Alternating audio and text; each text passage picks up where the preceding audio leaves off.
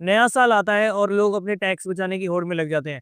उनके दिमाग में आइडियाज़ चलने लग जाते हैं कि अब हम कहाँ पर इन्वेस्टमेंट करें, जहाँ पर हम अपने टैक्स को सेव कर सकें, अपनी इनकम को कम दिखा सकें, ताकि हमें कम से कम टैक्स जो है ना, वो सरकार को देना पड़े, यानी कि इनकम टैक्स हमारा कम से कम हो।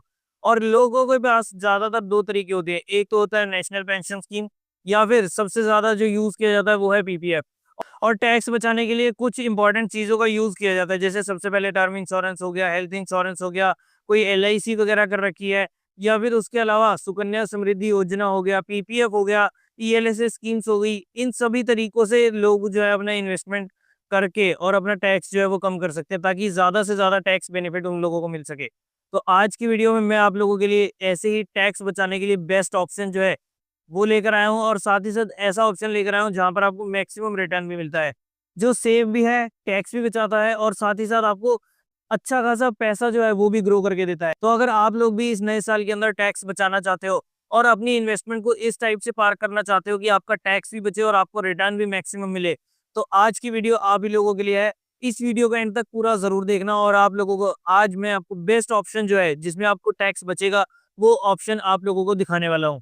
टैक्स बचाने के लिए जो मेन 3 स्कीम्स का यूज़ किया जाता है ना आज की डेट में, उनके बारे में पहले मैं आप लोगों को बताता हूँ, जो जो सबसे ज़्यादा कॉमन है। सबसे पहले है एलआईसीज़ में इन्वेस्टमेंट करना, दूसरा है पीपीएफ में इन्वेस्टमेंट करना, और तीसरा है सुकन्या समृद्धि योजना में इन्वेस्टमेंट। जिनकी डॉटर्स है ना, वो सुकन्या समृद्धि योजना का फ़ायदा उठाकर भी वो 1.5 लाख तक का बेनिफिट जो है, टैक्स बेनिफिट आप उठा सकते हैं। और इन सभी स्कीम्स के अंदर ना आपको लॉन्ग टर्म के लिए इन्वेस्टमेंट करना होता है। पीपीएफ में आपको 15 साल का लॉक इन होता है, सुकन्या समृद्धि योजना में अप टू 18 ईयर्स तक का लॉक इन होता है। तो अगर हम मान के चले कि वो 10 साल की एज से पहले-पहले अगर आप करवा रहे हो, तो भी आपको 8-10 साल का लॉक इन पीरियड जो है वो सर्व करना पड़ेगा। और उसके अलावा एलआईसी जो है वो भी आप ट्रेडिशनल अगर लेते हो, तो उसमें आपका पूरा एक फिक्स टेन्योर होता है कि आपको 1-1 लाख करके 10 सालों तक देना है फॉर एन एग्जांपल, और उसके बाद 2 साल का गैप रखना है, और उसके बाद आप लोगों को जो पैसा मिलेगा वो सारा टैक्स फ्री होगा। तो इन 2-3 टाइप से अपना पैसा जो है लोग इन्वेस्टमेंट करते हैं। हेल्थ इंश्योरेंस और टर्म इंश्योरेंस को एक बार के लिए हम साइड में रखते हैं। तो आज की वीडियो के अंदर हम इन्हीं सारी चीज़ों को देखेंगे कि कौन-सी आप लोगों के लिए बेस्ट स्कीम होती है। नमस्कार दोस्तों, मेरा नाम है तुषार बदिराजा, और मैं एक MP registered mutual fund distributor हूँ, और साथ ही साथ एक फाइनेंशियल एडवाइज़र भी हूँ। तो अगर आप लोग हमारे साथ जुड़ते हैं, तो आपको एक कंप्लीट गाइडेंस मिलेगी कि कैसे आप स्टॉक मार्केट में इन्वेस्टमेंट कर सकते हैं। उसमें भी मैं एनएसई रजिस्टर्ड हूँ, वहाँ पर भी आपको एनएसई रजिस्ट्रेशन मेरा आप स्टॉक्स का जो है वो आप लोगों को नज़र आ जाएगा। उसके अलावा म्यूचुअल फंड में हम कैसे काम कर सकते हैं, वो मैं अपने क्लाइंट्स का पैसा मैनेज करता हूँ। तो आप लोग भी अगर अपने म्यूचुअल फंड के पोर्टफोलियो को मैनेज करवाना चाहते हैं, तो उसके लिए भी आप हमारे साथ जुड़ सकते हैं। थर्ड इम्पोर्टेंट चीज़ कि आप अगर इंश्योरेंस सर्विसेज लेना चाहते हैं, तो उसमें भी हम आप लोगों को बेस्ट ऑफर जो है वो प्रोवाइड करते हैं, ताकि आप लोगों को ऑनलाइन रेटों से भी कम के रेट पे आपको वो पॉलिसी मिल सके। इस नंबर पर और मेल आईडी पर आप हमारे साथ कॉन्टैक्ट कर सकते हैं। अपनी जो भी क्वेरीज़ हैं, जो भी आप लोगों को कोटेशंस चाहिए, तो वो सारी चीज़ें आप लोगों को मिल जाएँगी। उसके अलावा म्यूचुअल फंड्स का अगर आप पोर्टफोलियो रिव्यू करवाना चाहते हैं, तो उसके लिए भी आप हमारे साथ कॉन्टैक्ट कर सकते हैं। इंस्टाग्राम पर डीएम कर सकते हैं, टेलीग्राम पर मैसेज कर सकते हैं। तो ज़रिए तो बहुत सारे हैं, जहाँ से आप अपनी प्रॉब्लम्स को रिज़ॉल्व करवा सकते हैं हमारे साथ जुड़ के। बस देर है तो आप लोगों की, कि आप लोगों को एक सही स्टेप उठाना है और एक सही इंसान के पास आपको जाकर अपनी फाइनेंशियल नीड्स की हेल्प लेनी है। सो म्यूचुअल फंड्स में इन्वेस्टमेंट के लिए आपको नीचे डिस्क्रिप्शन में लिंक मिल जाएगा। अगर आप लोग म्यूचुअल फंड्स के अलावा स्टॉक मार्केट में डायरेक्टली इन्वेस्टमेंट करना चाहते हैं, आप जानना चाहते हैं कि कौन से आईपीओज़ में लगाना चाहिए, और उसके अलावा कौन-कौन से स्टॉक्स जो हैं इस टाइम एक अच्छे लेवल्स पर हैं, जहाँ पर हमारे को बाइंग अपॉर्च्युनिटीज़ मिल सकती है। किसी भी टाइप की कोई रिकमेंडेशंस नहीं होती, मैं आप लोगों के साथ अपने सजेशंस जो हैं, अपने चार्ट्स जो है वो दिखाता हूँ। तो उसके लिए आपको नीचे डिस्क्रिप्शन में जाना है, सारी डिटेल्स आप लोगों को मिल जाएगी। हमारे दिए हुए लिंक्स पर क्लिक करके आपको डीमैट अकाउंट ओपन करना है, और बाकी एक्स्ट्रा बेनिफिट्स का जो फ़ायदा है, ₹100 का वेलकम बोनस जो है वो आप लोगों को मिल जाएगा, और साथ ही साथ एक्स्ट्रा बेनिफिट्स जो है जिनकी डिटेल्स आपको डिस्क्रिप्शन में मिल जाएगी, उसके बारे में भी आप यहाँ पर जान सकते हैं। चलिए, अब बिना किसी देरी के सीधा चलेंगे अपनी स्क्रीन पर, और मैं अब आप लोगों को कुछ चीज़ें दिखाने वाला हूँ, जिसके बाद शायद हो सकता है कि आप लोगों की भी आँखें खुले, और अब आप अपनी, जैसे मार्च आने वाला है, तो उससे पहले-पहले अपनी टैक्स प्लानिंग करना चाहें, तो वो आप किस टाइप से कर सकते हैं। हालाँकि मार्च तक का वेट करना नहीं चाहिए, अपनी टैक्स प्लानिंग जो है हमारे को स्टार्टिंग से ही रखनी चाहिए। तो चलिए, अब मैं आप लोगों को सीधा लेकर चलता हूँ स्क्रीन पर। बट उससे पहले एक चीज़ का मैं आप लोगों को बता देता हूँ, कि एक होती है ईएलएसएस स्कीम। अब ईएलएसएस का मतलब होता है in equity linked saving scheme, जो एक ओपन एंडेड इन्वेस्टमेंट ऑप्शन होती है विद मैंडेटरी 3 साल का लॉक इन पीरियड। इस स्कीम के अंदर अगर आप इन्वेस्टमेंट करते हैं, तो आपको टैक्स बेनिफिट्स मिलेंगे under section 80C of income tax act 1961, जहां पर आपको 1.5 लाख रुपए तक की टैक्सेशन का पर बेनिफिट्स जो है वो मिल सकते हैं। पीपीएफ होता है पब्लिक प्रोविडेंट फंड, जहां पर आपको 15 साल का लॉक इन पीरियड जो है वो सर्व करना पड़ता है, और उसके बाद अगर आप इसे एक्सटेंड करना चाहें तो आप 5-5 साल के लिए आप इसे एक्सटेंड भी कर सकते हैं। और तीसरी स्कीम जिसके बारे में हम आज की वीडियो में बात करेंगे वो है सुकन्या समृद्धि योजना। ये एक ऐसी स्कीम है जो आप अपनी गर्ल चाइल्ड के लिए, उसके फ्यूचर एजुकेशन के लिए या फिर उसके मैरिज के लिए इस पैसे के लिए इन्वेस्टमेंट कर सकते हैं। ये पूरी तरह से टैक्स फ्री होता है और इसकी एलिजिबिलिटी होती है कि बच्चा आपका यानी कि बेटी आपकी 10 साल से छोटी होनी चाहिए at the time of opening this account. Minimum deposit इसमें 250 रुपये और मैक्सिमम भी आप इसमें 1.5 लाख रुपए तक इन अ फाइनेंशियल ईयर इन्वेस्ट कर सकते हैं। और ये अकाउंट भी टैक्स फ्री होता है, इसमें भी आपको 1.5 लाख रुपए तक का टैक्स बेनिफिट मिलता है under section 80C of income tax act 1961। तो पीपीएफ अकाउंट और सुकन्या समृद्धि योजना का अकाउंट जो है आप किसी भी बैंक में जाकर, ऑथराइज बैंक में जाकर आप ये अकाउंट जो है वो ओपन करवा सकते हैं। लेकिन 1.5 लाख तक का बेनिफिट ही एटीसी के अंडर मिलता है। अब आप चाहे ईएलएसएस फंड्स यानी कि जो म्यूचुअल फंड्स होते हैं उनमें आप लगा सकते हैं, पीपीएफ में लगा सकते हैं या सुकन्या समृद्धि योजना में लगा सकते हैं। इन तीनों में अगर आप पैसा डिवाइड भी करते हैं ना तो भी आप लोगों को मैक्सिमम इन्वेस्टमेंट आप जितनी मर्जी कर सकते हैं, लेकिन मैक्सिमम जो टैक्स रिबेट मिलेगी वो मिलेगी आपको केवल और केवल 1.5 लाख रुपए तक के ऊपर। तो अभी आज की वीडियो में हम 1.5 लाख रुपए या उससे भी कम के एग्जाम्पल को ही लेकर चलते हैं, ताकि आपको सारा का सारा पैसा जो है वो इन्वेस्ट करना है और उसके ऊपर आपको 1 रुपए का भी टैक्स नहीं देना। तो इसी एग्जाम्पल के ऊपर हम आज की वीडियो के अंदर पूरा बात करने वाले हैं। आज की डेट में बात करें तो पीपीएफ का इंटरेस्ट रेट जो चल रहा है वो है 7.1%, सुकन्या समृद्धि योजना का चल रहा है 8.2% और ईएलएसएस का मैं अभी आप लोगों को स्क्रीन पर ले जाकर सारी चीजें जो है वो दिखाने वाला हूँ। तो आप लोगों को वीडियो के एंड में आपको पता लग जाएगा बेस्ट आपके लिए टैक्स बचाने के लिए इन्वेस्टमेंट स्कीम कौन सी है और किस में आप लोगों को इन्वेस्टमेंट करनी चाहिए। तो चलिए अब दिखाता हूं मैं आप लोगों को कुछ स्क्रीनशॉट्स, कुछ दिखाता हूं मैं आप लोगों को अपनी प्रेजेंटेशन, और उसके बाद आप ही वीडियो के एंड तक डिसाइड करेंगे कि आपको इसमें इन्वेस्टमेंट करनी चाहिए या नहीं। पीपीएफ में आपको मिनिमम साल में 500 रुपये डालने होते हैं और मैक्सिमम आप 1.5 लाख रुपए तक का डाल सकते हैं, जिसमें आपको टैक्स बेनिफिट मिल जाएगा। उसके अलावा सुकन्या समृद्धि योजना में मिनिमम आपकी इन्वेस्टमेंट जो है वो 250 रुपये की होनी चाहिए और मैक्सिमम आप 1.5 लाख रुपए तक डाल सकते हैं।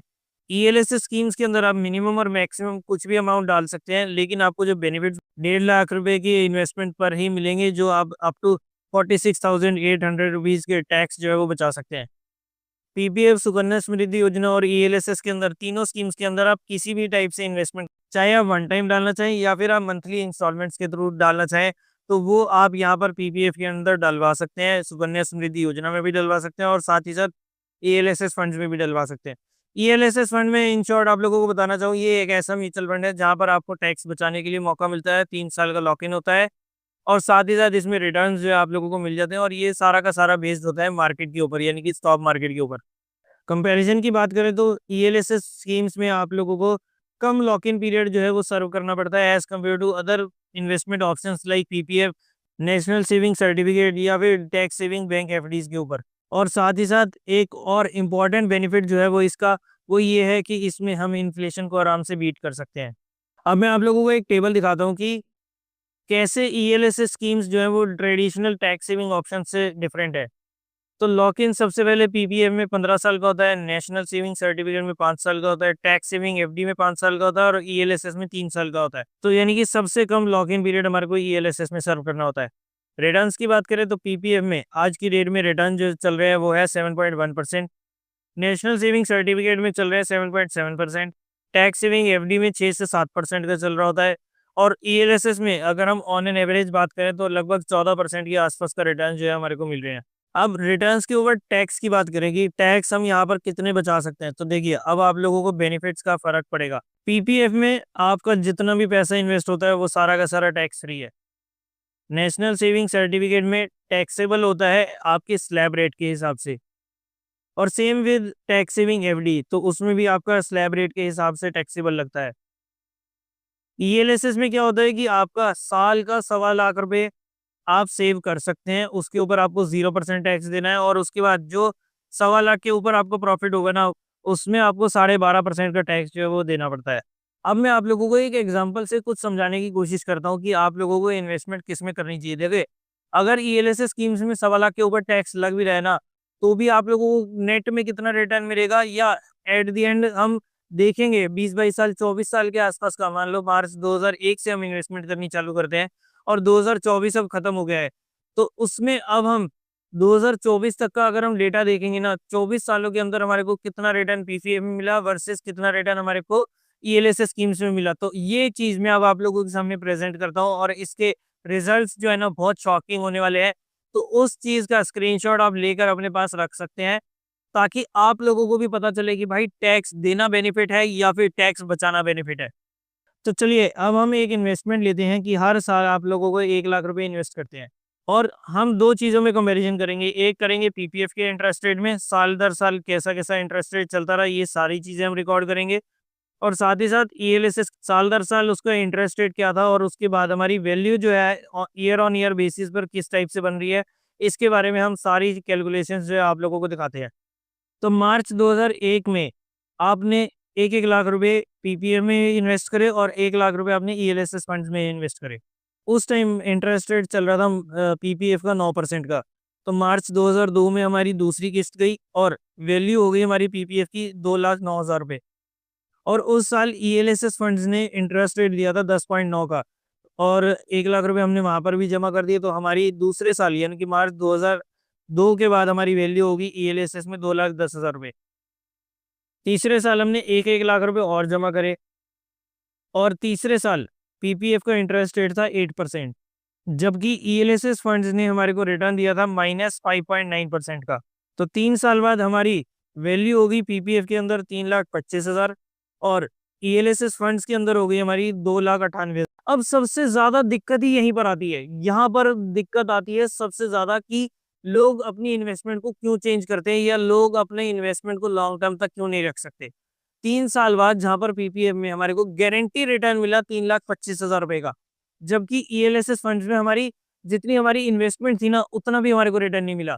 3 लाख लगाए थे बल्कि 2,98,000 रुपए के आसपास हमारे को रिटर्न मिल रहा है। रिटर्न भी क्या मतलब हमारी जो नेट इन्वेस्टमेंट है उससे भी कम हमारे को हमारी वैल्यू जो है, अगर हम वहाँ पर उस टाइम पर अपना पैसा विड्रॉ करना चाहें ना तो हमारे को ऑलमोस्ट 27,000 रुपए का नुकसान जो है हमारे को एज कम्पेयर टू पीपीएफ झेलना पड़ेगा। और बस इस स्टेज के बाद 80% लोग अपनी इन्वेस्टमेंट जो है ईएलएसएस फंड से निकाल देंगे, बंद कर देंगे वहां पर अपनी और इन्वेस्टमेंट करना। वो बोलेंगे भाई जितना लगा रखा है 3 साल बाद मैं ये पैसा भी सारा बाहर निकाल लूंगा और अपना पैसा जो है वो पीपीएफ के अंदर इन्वेस्टमेंट करते रहेंगे करते रहेंगे करते रहेंगे। अब आगे चलते हैं, पिक्चर तो दोस्तों अभी शुरू हुई है। 15 साल का लॉक इन है ना, आप पीपीएफ में 15 साल से पहले पैसा तो नहीं निकाल सकते। चलिए मैं अब आप लोगों को इसी के साथ कंपैरिजन दिखाऊंगा ईएलएसएस का कि 15 साल बाद आपको, अगर आप ये सोच लो कि पीपीएफ की जगह हमने ईएलएसएस फंड पे 15 साल के लिए लॉक इन कर दिया तो आपको कितना रिटर्न मिलेगा। चलिए अब मैं वापस आप लोगों को स्क्रीन पर लेकर जाता हूँ। तो यहाँ तक तो कहानी बहुत खतरनाक मोड़ पर आ गई थी। अब आते हैं ईयर 2004 में, जहां पर पीपीएफ का इंटरेस्ट रेट था 8% का और ईएलएसएस ने रिटर्न दिया ऑलमोस्ट 110% का, 109.9% का। और हमने चौथे साल भी 1 लाख रुपए एक्स्ट्रा डाल दिया था। तो चौथे साल के बाद हमारे पीपीएफ के अंदर वैल्यू हो गई 4,51,778 रुपए। वहीं पर ईएलएसएस में क्या हुआ, उसकी वैल्यू बन गई 7,26,368 रुपए। होगी ना गेम चेंज। सिमिलरली मार्च 2005 में हमने 1 लाख रुपए और डाले और उस टाइम भी इंटरेस्ट रेट चल रहा था 8% का। तो हमारी वैल्यू आ गई 5,87,920 रुपए और ईएलएसएस ने रिटर्न दिया 47% का। ईयर 2006 में 8% चलता रहा पीपीएफ का और 72% रिटर्न दिया हमारे को ईएलएसएस स्कीम ने। मार्च 2007 में भी हमारा 8% पीपीएफ में था और 1.5% का केवल रिटर्न आया उस टाइम ईएलएसएस स्कीम में। लेकिन अगर आप 7 सालों बाद हमारी वैल्यू देखेंगे तो 7 लाख रुपए हमने डाल दिए और पीपीएफ के अंदर हमारी 7 सालों के बाद 7 साल हमने लगातार 1-1 लाख रुपए इन्वेस्टमेंट करी है और पीपीएफ में हमारा जो भी इंटरेस्ट रेट था उसके अकॉर्डिंग आज की डेट में मार्च 2007 में वैल्यू बनती है 8,93,750 रुपए की। वहीं पर ईएलएसएस फंड्स में हमारी माइनस के रिटर्न्स देखने के बाद भी या 1.5% के रिटर्न देखने के बाद भी हमारी उस टाइम की वैल्यू बनती है 22,40,848 रुपए की, जो हमारी पीपीएफ की वैल्यू से ऑलमोस्ट 2.5 गुना है। नेक्स्ट ईयर 2008 में वापस से पीपीएफ का इंटरेस्ट था 8% का और ईएलएसएस ने दिया रिटर्न 21% का।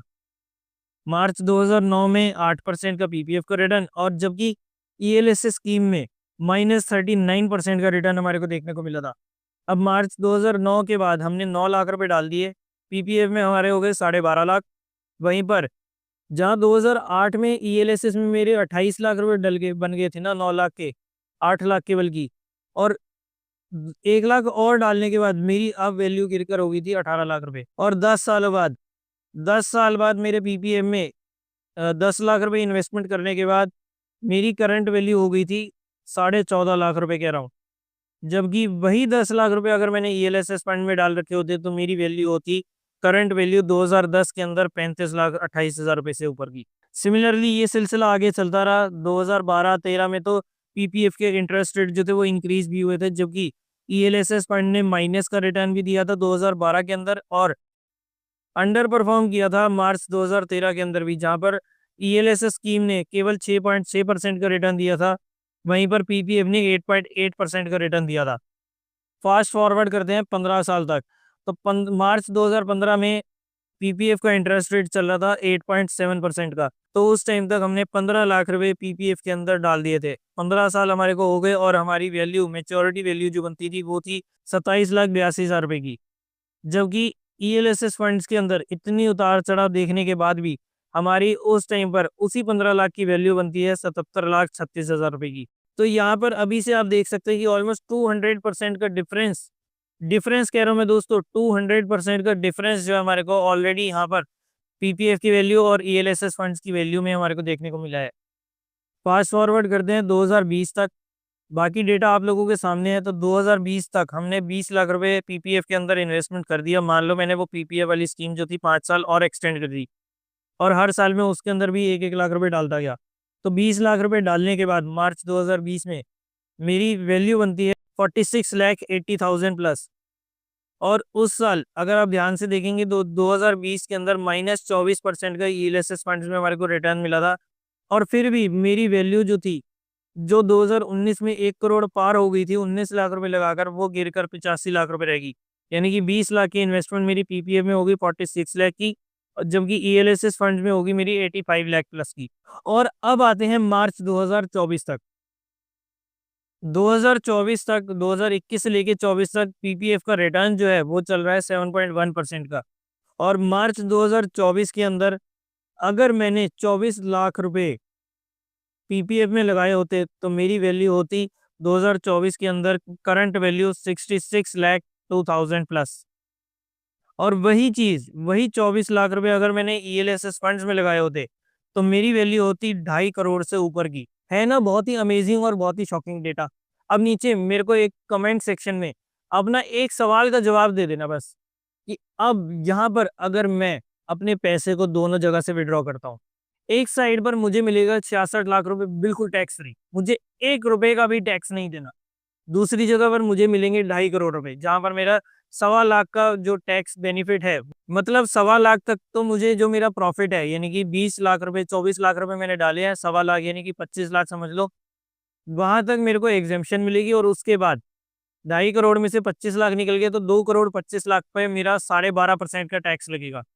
और उसके बाद वो टैक्स डिडक्शन के बाद मेरी नेट वैल्यू आती 1,96,87,500 रुपए के आसपास। तो मोटा मोटा अगर हम देखेंगे तो वहां पर मेरा टैक्स फ्री रिटर्न जो निकल कर आ रहा है वो आ रहा है 66 लाख रुपए का, 24 लाख रुपए मेरी खुद की इन्वेस्टमेंट करने के बाद। जबकि ईएलएसएस फंड्स में मेरी वही 24 लाख की इन्वेस्टमेंट बनकर आ रही है 1,91,00,000 रुपए, 1,96,00,000 के आसपास। तो अगर मैं लॉन्ग टर्म के लिए पैसा रख सकता हूँ, मान लो मैं 15 साल के लिए भी रखता हूँ, तो 15 साल के बाद भी आप डेटा कैलकुलेट कर सकते हैं कि आपको वहां पर कितना रिटर्न मिल रहा होगा, और यहाँ पर टैक्स कटवाने के बाद भी मुझे कितना नेट में जो है वो पैसा मिलेगा। अब आप लोग मुझे नीचे कमेंट सेक्शन में बताना कि आप लोग अगर लॉन्ग टर्म के लिए पीपीएफ में पैसा इन्वेस्ट कर सकते हो, इतना जिगरा रख सकते हो कि 15 साल तक आप उसमें हिलोगे भी नहीं और अपनी पैसे को रेगुलरली जो है वो इन्वेस्टमेंट करते रहोगे, तो क्या आप लोगों के लिए पीपीएफ ज्यादा बेटर ऑप्शन है या फिर आपके लिए ये ईएलएसएस फंड्स बेनिफिट है? बस ईएलएसएस की अगर आप वॉलेटिलिटी से हटेंगे ना, क्योंकि वो मार्केट के ऊपर बेस्ड है, और अगर आप उसकी वॉलेटिलिटी से नहीं डरेंगे ना, तो आई एम डैम श्योर कि आप लोगों को नेट में आप चाहे जिस मर्जी साल में से स्टार्ट कर लो, आप बोलोगे भाई वहां पर तो इतनी अच्छी रैली आ गई थी, ये है वो है, जो मर्जी आप रीजन दे लो। लेकिन अगर आप 15 साल भी अगर एटलीस्ट पीपीएफ की तरह डिसिप्लिन के साथ ईएलएसएस में इन्वेस्टमेंट करते हैं ना, तो आपको अलग ही नज़ारे जो है ईएलएसएस फंड्स के अंदर आप लोगों को नज़र आने वाले हैं। अब कौन सा ईएलएसएस फंड है, किसमें आप लोगों को इन्वेस्टमेंट करनी चाहिए, उसके लिए आप हमारे साथ कॉन्टैक्ट कर सकते हैं। आप हमारे साथ जुड़कर अपने म्यूचुअल फंड्स में इन्वेस्टमेंट कर सकते हैं। अपनी म्यूचुअल फंड की जर्नी, अपनी वेल्थ क्रिएशन की जर्नी को जो है हमारे साथ जुड़कर स्टार्ट कर सकते हैं। अब आप लोगों के लिए ना मैंने पीपीएफ से कंपैरिज़न तो कर दिया। अब आप लोगों के लिए मैं एक होमवर्क छोड़कर जाता हूँ कि अब आप इसे जो है सुकन्या समृद्धि योजना के 8.2% के या उसका पास्ट डेटा रिकॉर्ड निकालें कि हर साल उसका कितना इंटरेस्ट रेट था, और उसके अकॉर्डिंग जब से भी वो स्टार्ट हुई है ना सुकन्या समृद्धि योजना, तब से लेकर आज तक आप उसका interest rate year on year basis पर कैलकुलेट करें, और उसके बाद आप उसके ऊपर कंपैरिजन करें कि उसका ईएलएसएस फंड से कैसा रिटर्न जो है वो आ रहा है। और इस चीज़ को आप खुद देखेंगे कि आपको कैसे इन्वेस्टमेंट करनी चाहिए, कहाँ पर इन्वेस्टमेंट करनी चाहिए। टैक्स बचाने के साथ-साथ दोस्तों वेल्थ क्रिएशन बहुत बड़ी चीज़ होती है। अगर आप यहाँ पर 66 लाख और उधर 2.5 करोड़, दोनों की वैल्यूज़ में डिफरेंस देख ही सकते हैं। अब यहाँ पर अगर मैं 12.5% का टैक्स दे भी दूँगा, मैं कहता हूँ 20% का टैक्स भी दे दूँ ना, तो भी मुझे आप खुद बताओ कि यहाँ पर कौन-सी वैल्यू जो है वो ज़्यादा बेटर लग रही है। 2 करोड़ 25 लाख के ऊपर अगर मैं 20% का टैक्स दे रहा हूँ, मैं कहता हूँ 1 करोड़ 96 लाख की जगह ना अगर मेरे को 1 करोड़ 80 लाख भी, मैं कहता हूँ मरे से मरा 1.5 करोड़ भी मिलेगा ना, तो भी वो 66 लाख से कहीं ज़्यादा बेटर है। ढाई गुना 3 गुना के आस-पास का वो फ़र्क आता है। टैक्स बचाने से ज़्यादा बेटर है दोस्तों टैक्स देकर ज़्यादा रिटर्न कमाना। आई होप आपको आज की वीडियो पसंद आई होगी। और वैसे भी टैक्स सेविंग का टाइम जो है वो आने वाला है। टैक्स आपको बचाने के लिए कुछ ना कुछ तरीके से पैसा लगाना ही होगा। तो क्यों ना आप लॉन्ग टर्म के लिए इन्वेस्टमेंट करना ही चाहते हो, पीपीएफ में डालना चाहते हो, एलआईसीज़ वगैरह करना चाहते हो, तो उससे बेटर है ना कि यहाँ पर आप इन्वेस्ट करें। आप हमारे साथ जुड़कर इन्वेस्ट करें और लॉन्ग टर्म में टैक्स बचाने के साथ-साथ अपनी वेल्थ क्रिएशन पर भी गौर करें। तो चलिए दोस्तों, आज की वीडियो में इतना ही। आई होप आपको आज की वीडियो पसंद आई होगी। नीचे मुझे कमेंट सेक्शन में ज़रूर बता देना कि कैसी लगी आप लोगों को आज की वीडियो, कैसा लगा आप लोगों को ये पूरा कंपैरिज़न। आई होप आपको आज की वीडियो पसंद आई होगी। अगर आपको आज की वीडियो पसंद आई तो इसे लाइक करना, और अगर नहीं पसंद आई तो कोई दिक्कत नहीं है, आप डिसलाइक भी कर सकते हो। लेकिन एक रिक्वेस्ट है मेरी आप सबसे कि इस वीडियो को ना ज़्यादा से ज़्यादा शेयर ज़रूर कर देना, ताकि आप लोगों को चाहे वो चीज़ ना अच्छी लगी हो, लेकिन क्या पता किसी और का भला हो जाए। तो इस वीडियो को लाइक करो या डिसलाइक करो, लेकिन शेयर भरपूर कर देना। और अगर आप लोगों ने अभी तक इस चैनल को सब्सक्राइब नहीं करा तो जल्दी से नीचे दिए बटन पर क्लिक करें, आज ही इस चैनल को सब्सक्राइब करें और साथ ही में बने बेल आइकन को भी ज़रूर प्रेस करें, ताकि जैसे ही इस चैनल पर कोई भी नई इंटरेस्टिंग और इन्फॉर्मेटिव वीडियो जैसे ही अपलोड होती हैं, उनकी नोटिफिकेशंस आप तक सबसे पहले पहुंच जाए। तो चलिए दोस्तों, आज की इंटरेस्टिंग वीडियो में इतना ही। मिलते हैं दोस्तों नेक्स्ट वीडियो में। तब तक के लिए मैं तुषार बदिराजा आपसे लेता हूँ इजाज़त। Bye bye, take care, keep trading, keep investing effortlessly.